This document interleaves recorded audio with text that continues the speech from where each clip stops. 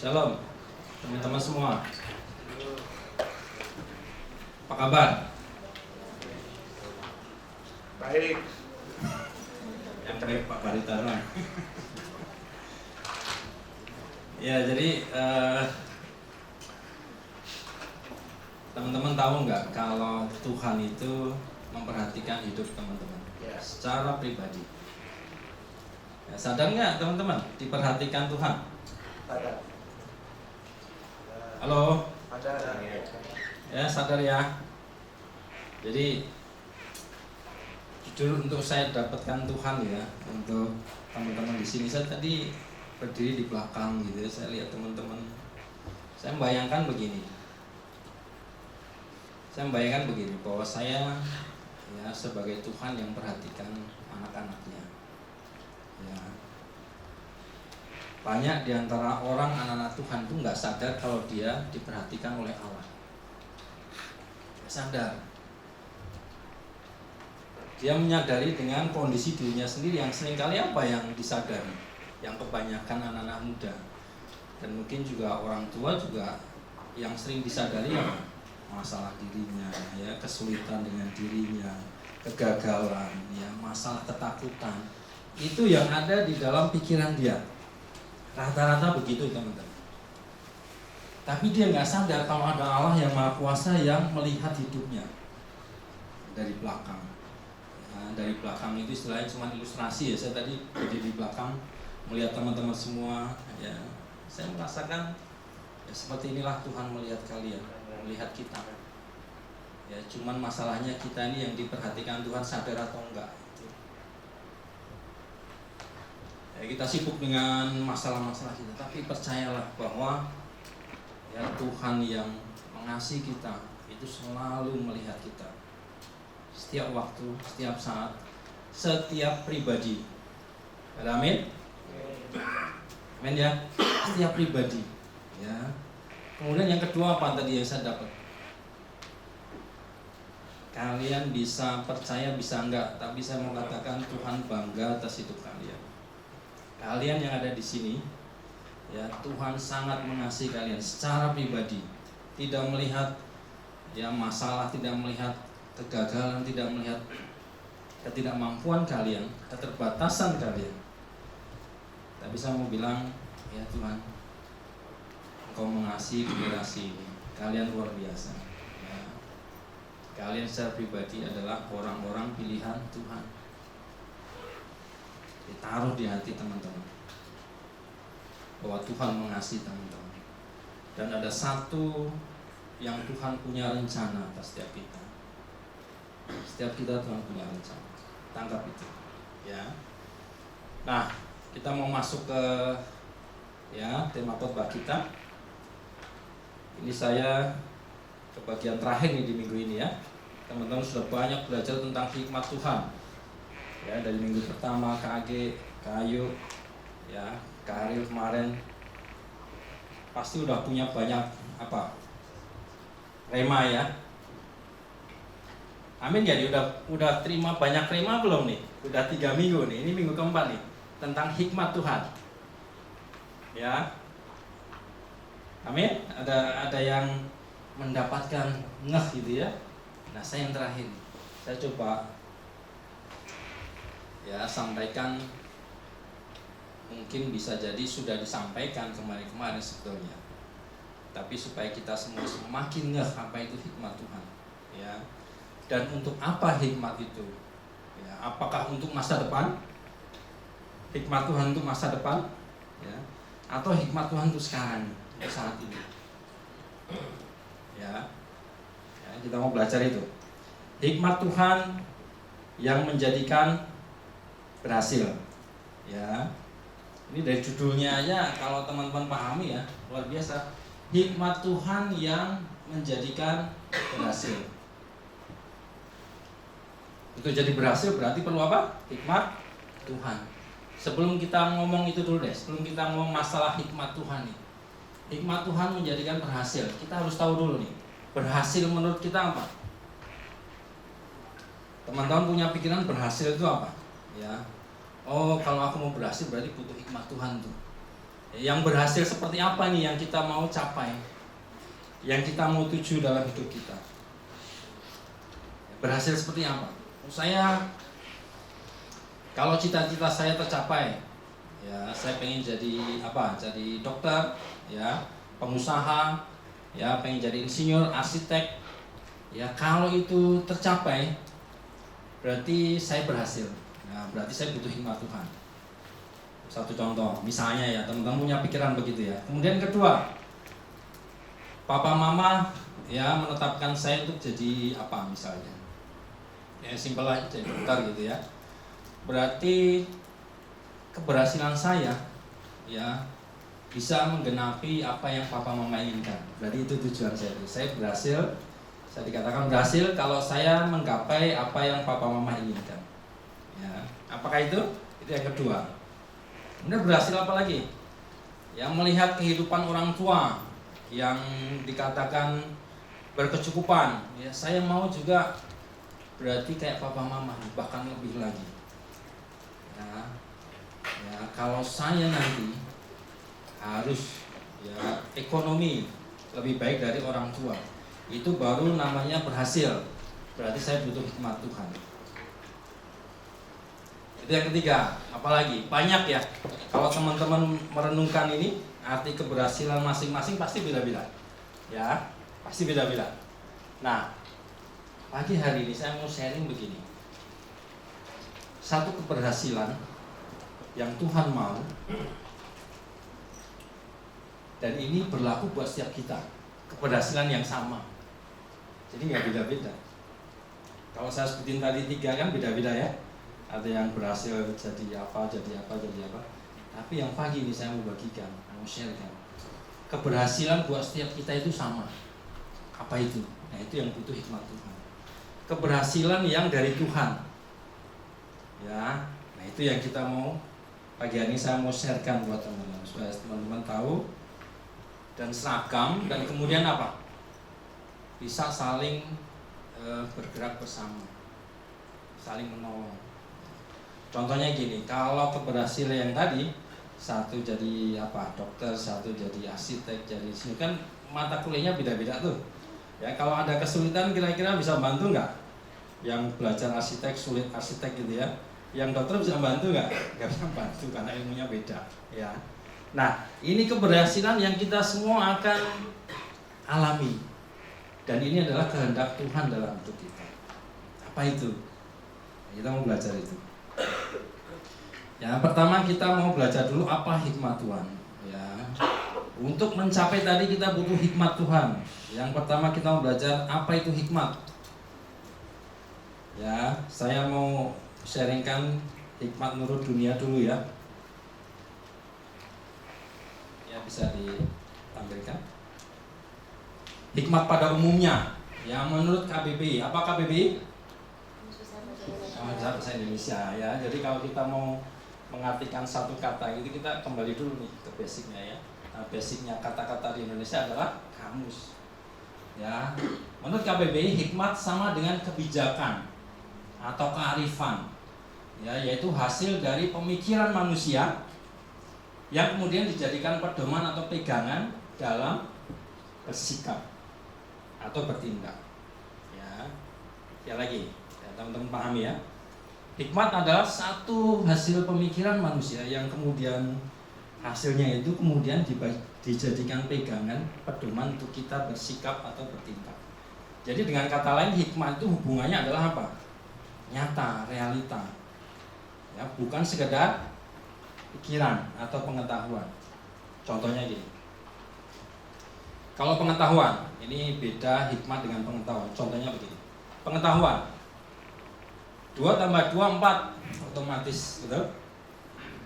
5 kali 5 25 otomatis. Tapi apakah kita kemudian bertindak terhadap hasil pikiran itu? Enggak. Betul ya? Itu sekedar pengetahuan.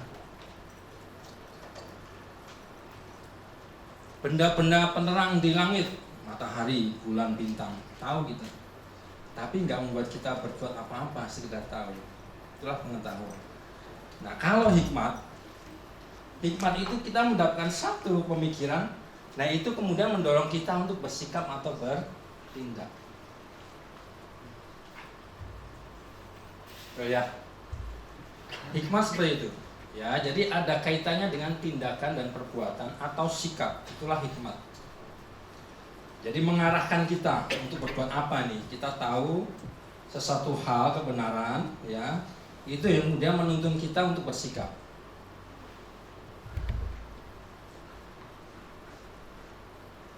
Contohnya gini. Contoh yang pada umumnya ya, misalkan gini, ini nggak untuk kita, nggak untuk kalian yang anak-anak ya, tapi untuk orang tua pun juga kadang kita melihat nggak berhikmat gitu ya. Contohnya begini, ada tulisan merokok ya mengganggu kesehatan, menyebabkan jantung, kanker dan sebagainya. Tapi ada orang tua, ada kakek-kakek itu merokok juga gitu. Kira-kira berhikmat nggak itu? Nggak berhikmat. Udah tahu di situ saya mengganggu kesehatan, tapi masih ngerokok. Tuh ya. Itu dia sudah pegang satu pengertian, tetapi dia nggak melakukan. Jadi hikmat itu bisa kita dapatkan, tapi kita mau melakukan atau enggak. Gitu. Ya, itu contoh hikmat.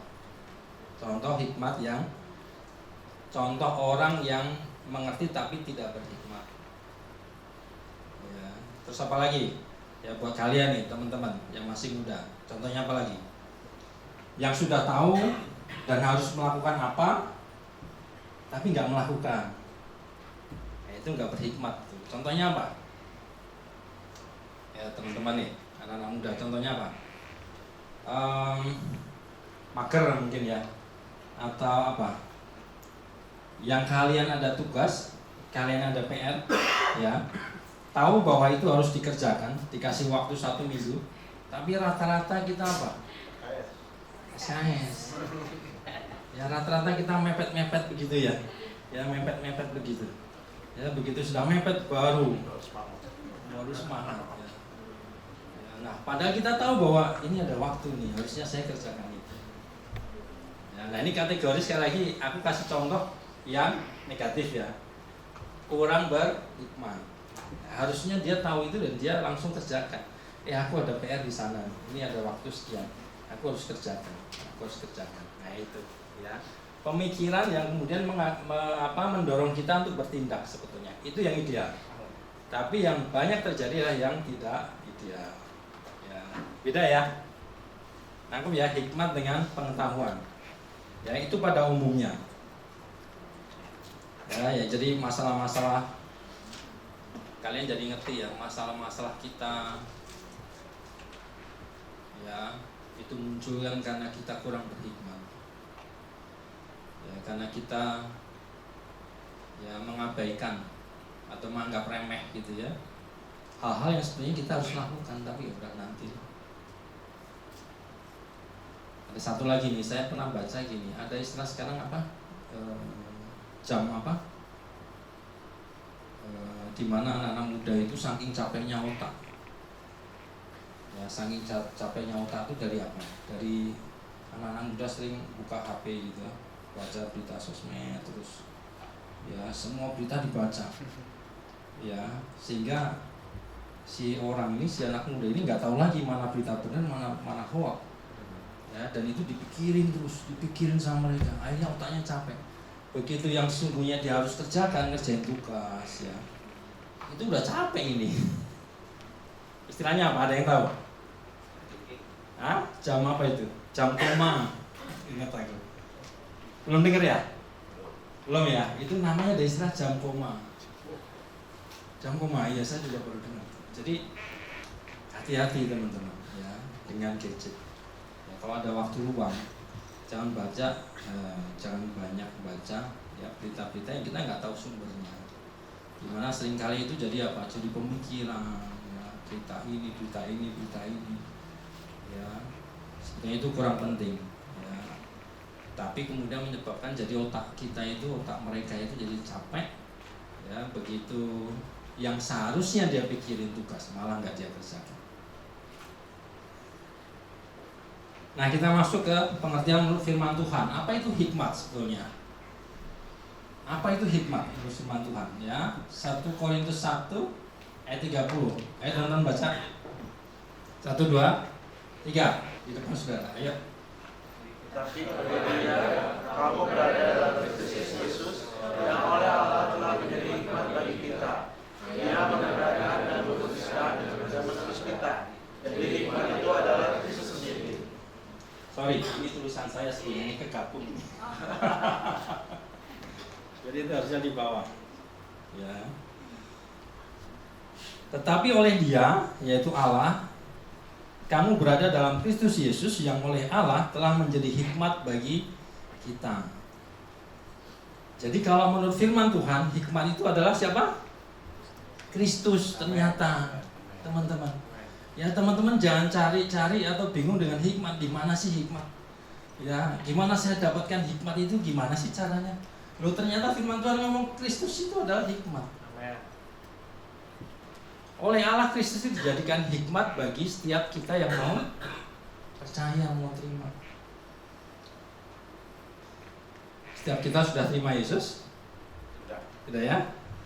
Jadikan Dia Tuhan dalam hidupmu. Engkau sudah punya hikmat. Engkau sudah punya hikmat Allah. Ketika Yesus engkau terima menjadi Tuhan dalam hatimu, Ia apa? Membenarkan. Ya, Ia apa? Menguduskan. Ia menebus kita dari dosa. Jadi teman-teman, syarat untuk dapat hikmat Tuhan adalah pertama apa? Terima Yesus. Karena hanya dengan hidup kita yang kudus, hanya dengan hidup kita yang sudah dibenarkan, hanya dengan hidup kita yang sudah ditebus oleh dosa, kita baru bisa terima hikmat. Baru bisa terima hikmat Tuhan. Hikmat yang buat kita apa tadi? Judulnya berhasil. Berarti hikmat yang harus kita dapatkan adalah hikmat dari Tuhan. Itu yang buat kita berhasil dalam apa? Dalam hal yang Tuhan mau. Karena sumbernya dari Tuhan. Ya, hikmat itu sumbernya dari Tuhan, Kristus sendiri.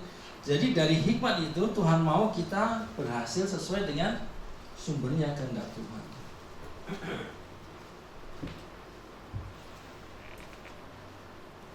Nah, ini yang saya mau bagikan teman-teman. Keberhasilan yang setiap kita itu sama. Apa itu? Nanti kita akan sampai ke sana. Ya, nangkep ya, teman-teman ya. Jadi jangan berpikir gimana sih cari hikmat. Kemarin pasti teman-teman juga sudah dapat. Sebetulnya sama. Nanti kita akan lihat itu ya. Nanti kita akan lihat. Nah, ini slide kedua. Slide kedua ini yang tadi saya sempat singgung. Bagaimana cara memperoleh hikmat? Jadikan Yesus sebagai Tuhan, menerima Yesus sebagai Tuhan dalam hati. Karena hikmat Allah bekerja dari dalam hati manusia, bukan dari pikiran.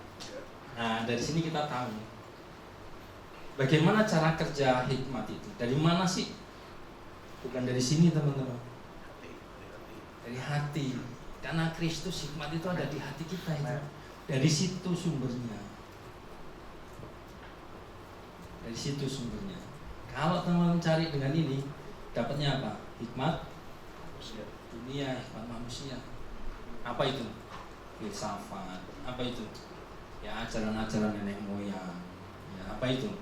Ajaran orang tua yang dulu belum bertobat. Gak tahu teman-teman orang tuanya sudah bertobat semua belum? Ya, kalau teman-teman orang tuanya sudah bertobat, bersyukur. Yang belum pun juga bersyukur ya. Maksudnya doakan.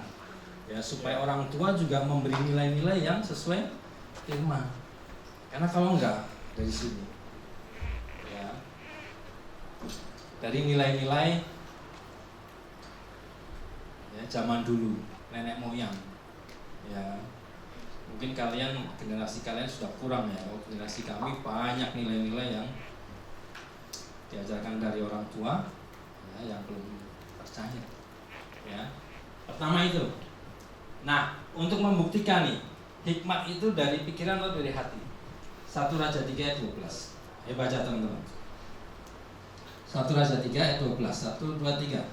Maka sesungguhnya kamu melakukan sesuai dengan perkataanku. Sesungguhnya aku memberikan kepadamu hati yang berhikmat dan pengertian. hati yang penuh hikmat. Hati yang penuh hikmat. Ini firman Tuhan, perbincangan Tuhan dengan siapa? Siapa yang tahu? Raja Salomo. Ya, kemarin pasti udah disinggung juga. Ya, Tuhan berkata apa? Aku melakukan sesuai dengan permintaanmu itu. Ya, karena Salomo minta hikmat, maka Tuhan kasih hikmat. Untuk apa hikmat, kata Salomo? Untuk mengurusi umatmu yang banyak ini, bangsa Israel. Untuk mengatur mereka, untuk memimpin, ya, untuk menggembalakan umatmu. Aku butuh hikmat Tuhan. Sama Tuhan dikasih.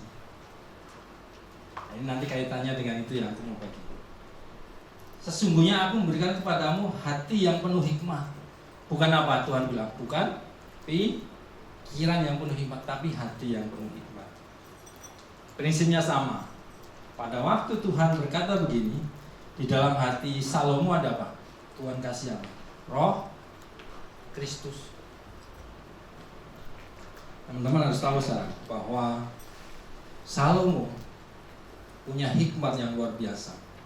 Karena oleh Allah diberikan roh Kristus dalam hatinya. Hati yang penuh hikmat itu artinya ada roh Kristus dalam dirinya. Ya, sama ya? Kebenarannya sama ya? Jadi teman-teman harus sadar bahwa lalu gimana nih cara saya bisa memunculkan itu hikmat? Gimana caranya? Langkah pertama teman-teman sudah dapatkan apa? Yesus dalam hati. Kemudian gimana caranya itu bisa kemudian menuntun saya supaya hidup saya berhasil? Seperti judulnya tadi. Bagaimana slide selanjutnya? Bagaimana hikmat Tuhan dapat bekerja dalam diri saya? Nah, ini sama berarti ya, kemarin juga banyak disinggung. Membaca, merenungkan dan taat pada firman. Kesimpulan ini dari mana? Mazmur 19 ayat 8. Ayo teman-teman baca. Mazmur 19 ayat 8. Taurat 1, 2, 3.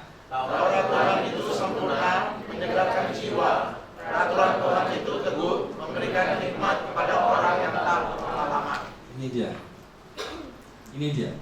Taurat Tuhan itu sempurna. Firman Tuhan itu sempurna. Ya, kita ganti firman ya. Firman Tuhan itu sempurna, menyegarkan jiwa. Peraturan itu apa? Perintah. Peraturan, perintah Tuhan, ya. Itu teguh, memberikan apa? Hikmat. Nah, dari sini teman-teman tahu nih. Bagaimana mengekspresi, mengaktualisasi modal hikmat yang sudah Tuhan kasih, yaitu apa? Baca firman, merenungkan firman dan mentaati firman. Itu yang kemudian bisa apa? Membuat kita berhikmat. Dengan kata lain, meskipun teman-teman sudah lahir baru, sudah terima Yesus sebagai Tuhan, tapi kalau teman-teman nggak pernah baca Alkitab, mungkin pernah lah ya. Kalau bilang nggak pernah ya nggak juga. Saya yakin teman-teman pernah baca Alkitab. Kemudian yang kedua, kalau teman-teman nggak merenungkan itu akan berlalu begitu saja. Firman itu akan berlalu. Yang ketiga, kalau teman-teman tidak melakukan itu, ini hikmat ini, roh Kristus itu nggak berekspresi, teman-teman. Nggak berekspresi. Bukannya Allah itu nggak maha kuasa, enggak. Teman-teman harus tahu cara kerja hikmat itu hanya lewat firman yang ada dalam dirinya, yang ada dalam diri kita. Ya, firman yang kita baca, kita renungkan, kemudian kita taati, itu kita, ya Tuhan aku mau Tuhan lakukan. Itu artinya teman-teman punya apa? Punya koneksi dengan Allah dalam diri, dalam hati. Teman-teman punya hubungan dengan Allah secara intim, secara pribadi. Kalau teman-teman sering melakukan itu, kira-kira gimana ketika teman-teman hidup di luar sana?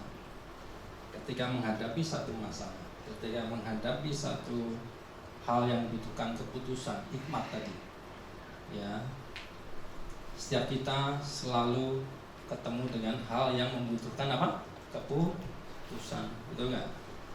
Disitulah fungsi hikmat tadi bisa bekerja. Disitulah teman-teman menjadi pribadi yang bisa apa? berhikmat, berbeda dengan yang lain. Karena ada firman yang setiap hari teman-teman hidupi, yang setiap hari teman baca dan renungkan, apa sih maksudnya, apa sih Tuhan maksudnya, ya, buat aku mengerti Tuhan. Oh iya, setelah aku mengerti, aku mau lakukan, aku mau taat Tuhan. Itu lakukan setiap hari, lakukan setiap saat, di sekolah, di rumah, dimanapun teman-teman berada, lakukan. Itu menjadi hikmat, menjadi sumber hikmat buat teman yang nggak akan habis, yang nggak akan habis.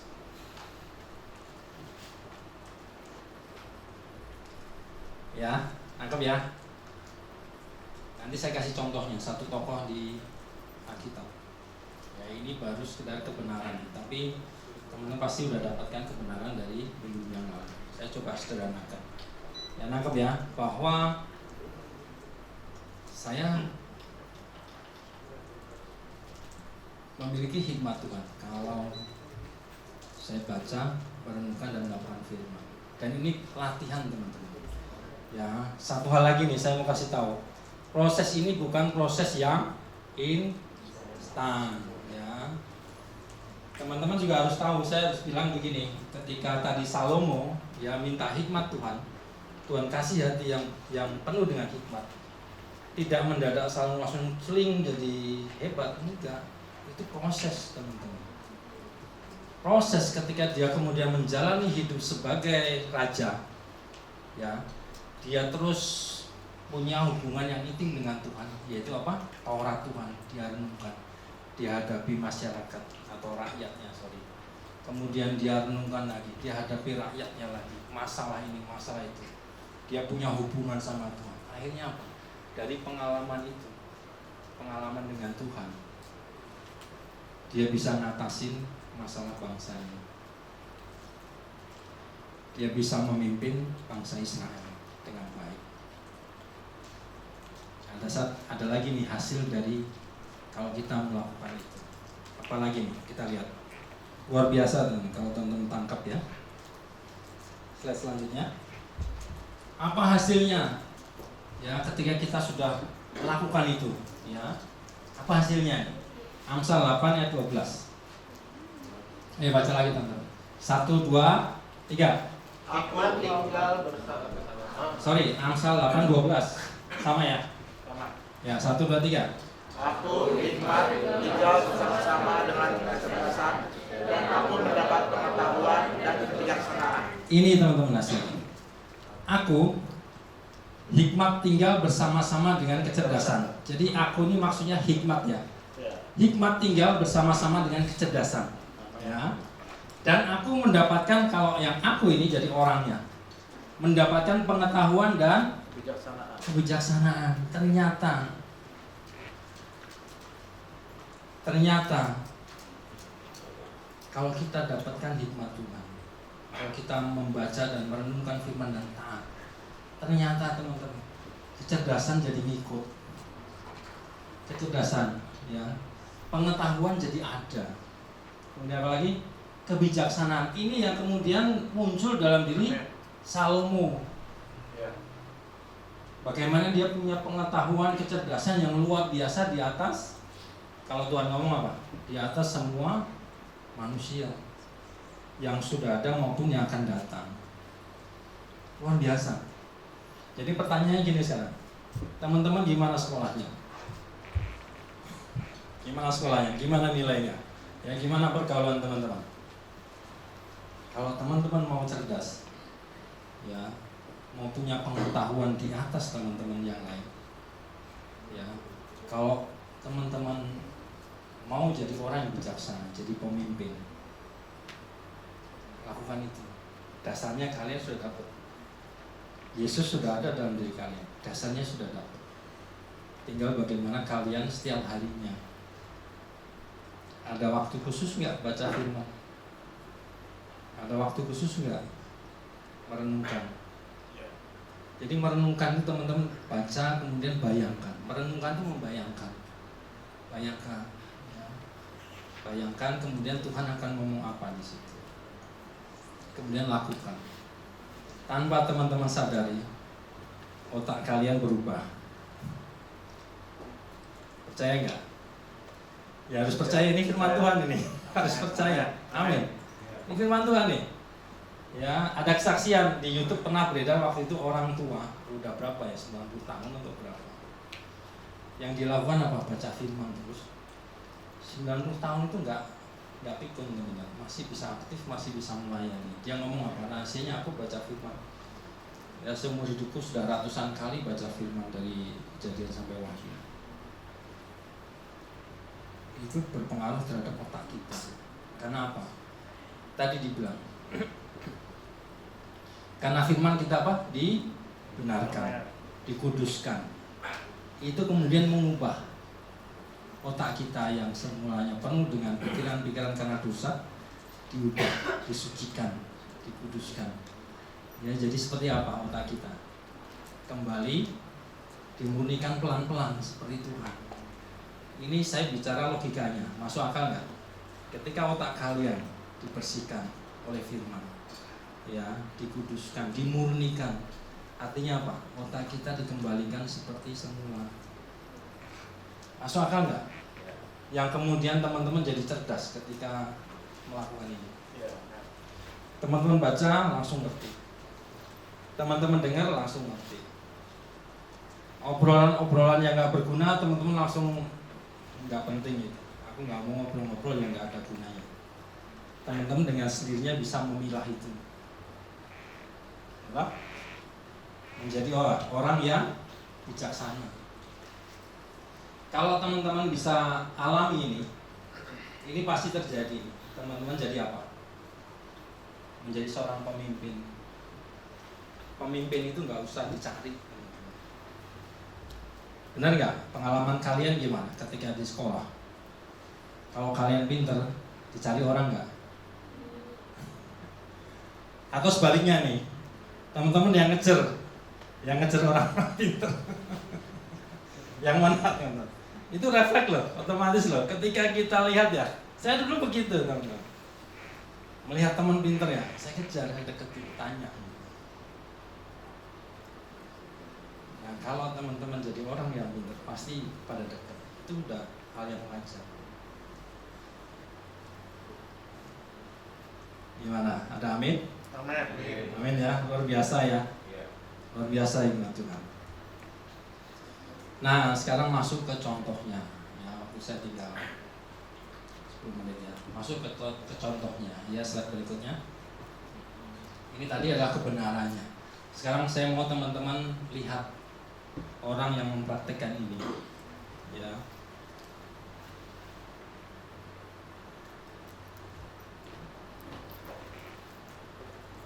Daud ini sangat disukai ya oleh semua anak Tuhan karena memang luar biasa. Nah, kalau teman-teman baca dan merenungkan Daud itu luar biasa. Saya mau tunjukkan. Kisah Daud dimulai dari 1 Samuel 16 ayat 13. Saya baca lagi. 1, 2, 3. Samuel mengambil tabung tanduk yang berisi minyak itu dan memerangi Daud di tengah-tengah saudara-saudaranya. Sejak hari itu dan seterusnya berkuasalah Tuhan atas Daud. Lalu berangkatlah Samuel menuju Rama.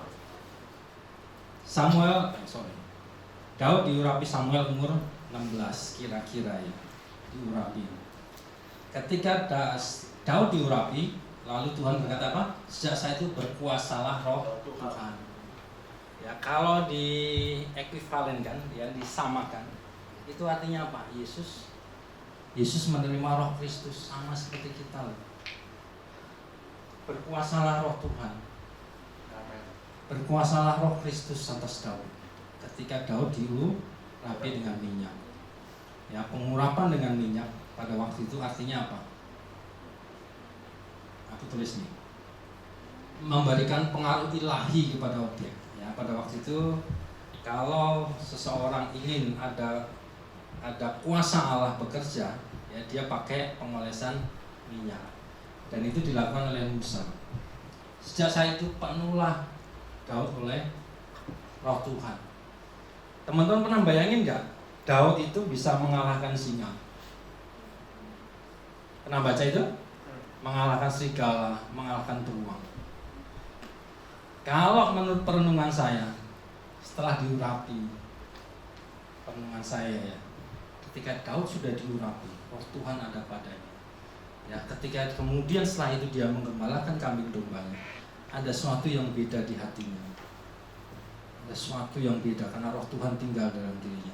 Ketika domba-dombanya diancam, ada keberanian untuk apa? Melindungi, menjaga. Akhirnya apa? Dia bisa berani melawan singa. Bayangin teman-teman. Berani melawan serigala. Ya, dia pernah bilang bahwa serigala beruang, ya aku tangkap jambulnya, aku pukul dia. Itu kebayang gak itu? Intinya Daud mengalahkan binatang buas, nggak kebayang. Kalau roh Tuhan tidak berkuasa atasnya, kebayang nggak 16 tahun? Josia 16 ya? Josia ini Daud nih, 16 tahun ngalahin singa, kebayang nggak kira-kira? Tapi karena ada roh Tuhan, Daud bisa kalahkan. Amin. Sama, langkah pertama sama seperti kita. Daud menerima roh Kristus, teman-teman menerima roh Kristus, sama. Ya, slide berikutnya. Nah, kehidupan Daud setelah diurapi menjadi raja. Nah, saya mau ceritakan singkat nih. Daud diurapi jadi raja, artinya apa? Artinya Daud punya panggilan untuk menjadi raja Israel. Kira-kira nih anak kecil ya 16 tahun kita bilang ya, kamu nanti jadi raja Israel. Gimana rasanya teman-teman nih? Ya, sama Jeremia. Ya, kamu diurapi nanti jadi presiden Indonesia. Amin ya. Jadi pemimpin besar. Gini deh, jangan presiden ya. Kamu diurapi Tuhan ya untuk jadi pemimpin besar di generasi yang akan datang. Jadi pemimpin besar. Itu yang Daud terima dari Tuhan. Ya. Setelah itu apa? Daud dari gembala menjadi prajurit Raja Saul. Ya. Teman-teman udah tahu ya. Jadi aku nggak usah cerita ini.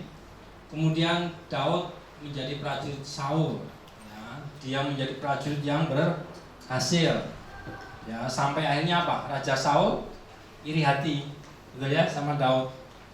Karena Raja Saul iri hati sama Daud, apa yang dia lakukan? Kenapa iri hati? Satu saat Daud pulang berperang nih, ya rakyatnya memuji-muji dia. Ya. Raja Saul mengalahkan musuh beribu-ribu, tapi Daud berlaksa-laksa. Ya.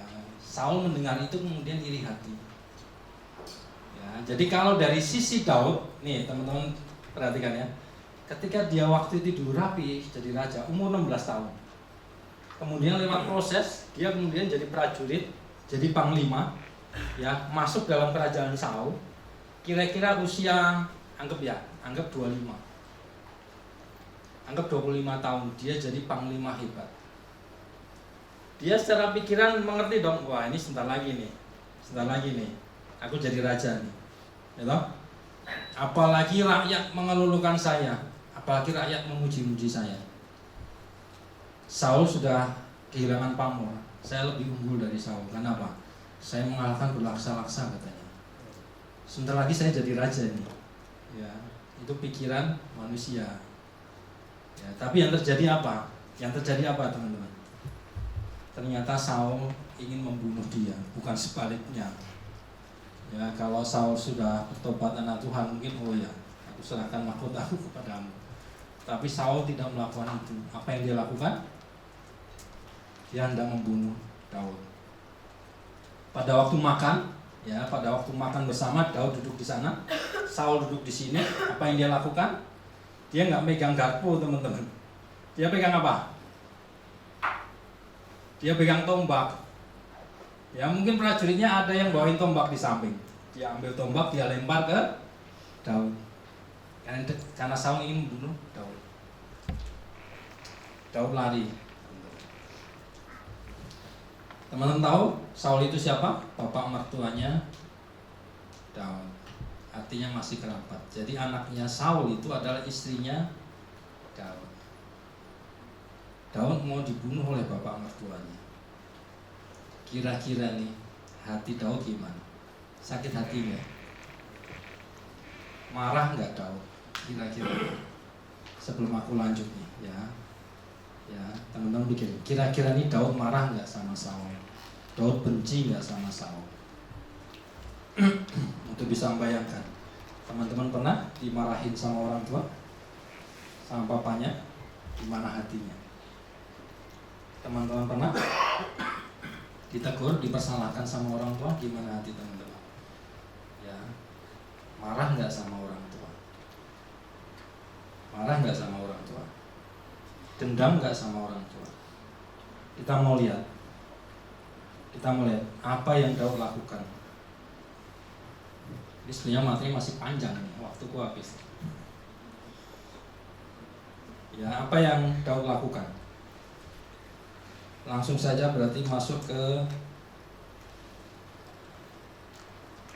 dua slide berikutnya. Sebelum ini. Nah, ini jawabannya, teman-teman. 1 Samuel 24 ayat 7 sampai 8. Ayo baca. Yang pada orang-orangnya, jawablah pada pokok keselamatan hari ini pada orang yang diurapi Tuhan, yang diurapi Dia, sebagai orang yang diurapi Tuhan, dan tidak juga orang yang mengatakan itu, Dia tidak mengizinkan mereka bangkit di tengah. Dari firman ini tahu nggak teman-teman? Daud sakit hati nggak sama Saul? Ternyata enggak. Ini gini ceritanya. Satu saat Saul sedang mengejar Daud, dia masuk dalam gua. Ternyata si Daud ada di belakang. Pengawalnya, orang-orang di sekitarnya, itu ngomong sama Daud, ini waktunya kamu jadi raja. Bunuh dia. Tapi apa yang Daud lakukan? Tidak, aku nggak mau bunuh dia, karena dia orang yang diurapi Tuhan. Daud tahu otoritas. Daud taat sama firman. Dia nggak mau menjamah Saul. Bagi pikiran orang, ini waktunya Daud jadi raja. Tapi dia nggak lakukan. Bukan hanya dia nggak lakukan, dia juga melarang orang-orang yang mau melakukan itu terhadap Saul. Dia bilang jangan. Luar biasa nggak Daud?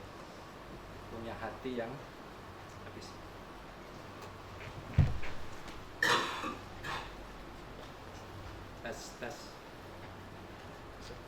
Tes.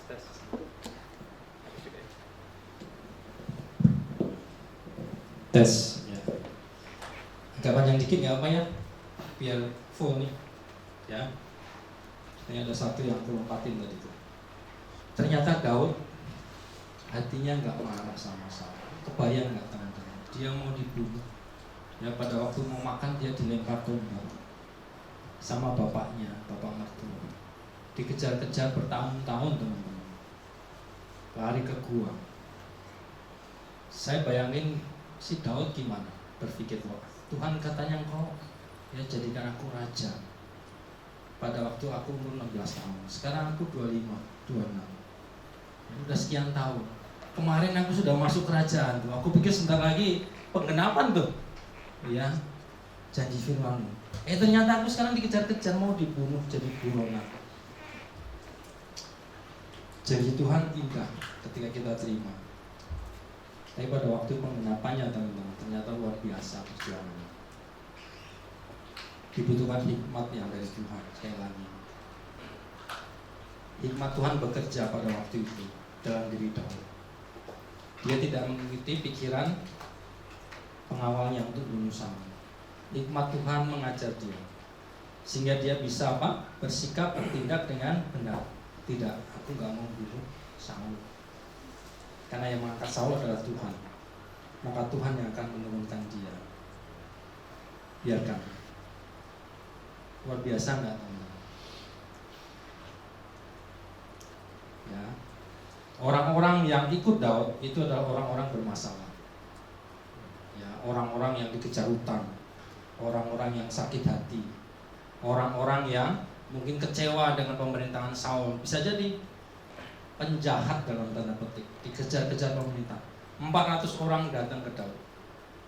Orang-orang itu tuh yang memberikan nasihat sama Daud, bunuh musuhmu itu, bunuh. Tapi Daud nggak mau. Daud menjadi pemimpin mereka. Nah ini poin kedua nih teman-teman. Ternyata Daud tidak lari dari apa? Panggilannya. Amin. Dalam situasi susah, dalam situasi sulit, yang menurut dia ini bukan rencana Tuhan, kok aku jadi sengsara ya. Tapi dia tetap melakukan apa? Panggilan Tuhan. Jadi apa? Tetap mimpin orang-orang, tetap jadi gembala. Bagaimana dengan teman-teman? Sedang menghadapi apa? Kalau teman-teman sedang menghadapi kesulitan, sedang menghadapi masalah saat ini, ya, ingat kisah Daud. Ingat, di dalam dirimu ada hikmat Kristus. Bertindaklah sesuai dengan pimpinan Tuhan dalam hatimu. Supaya apa? Panggilan Tuhan itu tetap ada. Jadi teman-teman, saya mau bilang begini, tanda Tuhan menyertai kita itu tidak didasarkan pada apa yang kalian alami. Ini penting. Tanda Tuhan menyertai hidup kalian itu tidak didasari dengan apa yang kalian alami. Betul? Kalau kalian mendasarkan pemikiran Tuhan ada dalam hidup saya, kalau saya enak, kalau saya nggak ada masalah, kalau semua terpenuhi, oh itu tandanya Tuhan beserta saya. Ketika teman-teman menghadapi kesulitan, tantangan, di mana Tuhan? Dasarnya bukan itu. Dasarnya firman Tuhan yang ada dalam hati. Makanya baca, renungkan dan taati. Pegang itu. Itu yang jadi dasar bahwa saya tahu Tuhan menyertai saya. Dengarkan hatimu, rasakan hati. Dengarkan firman Tuhan yang berbicara dalam hati. Bukan dengan melihat keadaan, bukan dengan kesulitan, kesakitan yang kau alami, bukan itu. Ya, jadikan itu kuat dalam diri. Ya, akhirnya singkatnya Daud jadi raja. Kenapa Daud bisa jadi raja? Saul mati ketika perang. Jadi yang bunuh bukan Daud, Tuhan sendiri yang angkat. Saul mati di medan perang. Singkat cerita Daud jadi raja. Digenapi. Ya. Pada usia berapa? Teman-teman tahu nggak? Pada usia berapa Daud jadi raja? Usia 30. Daud jadi raja usia 30. Diurapi 16, jadi 14 tahun. Firman Tuhan digenapi dalam hidup. Luar biasa ya. Amin. Luar biasa ya teman-teman ya. Itu contoh bagaimana Daud ya hidup dipimpin oleh hikmat Tuhan. Itu titik kritis itu ketika dia, kalau dia tidak mengikuti hikmat Tuhan, dia bunuh Saul dengan tangannya. Kisahnya nggak seperti sekarang teman-teman. Kita nggak bisa teladani hidup Daud. Ya, kita nggak bisa contoh kehidupan Daud yang luar biasa. Jadi kesimpulannya terakhir, kita masuk kesimpulan 1. Saya yakin teman-teman udah tahu ya. Ayat 3, jadikan Yesus Tuhan dalam hatimu.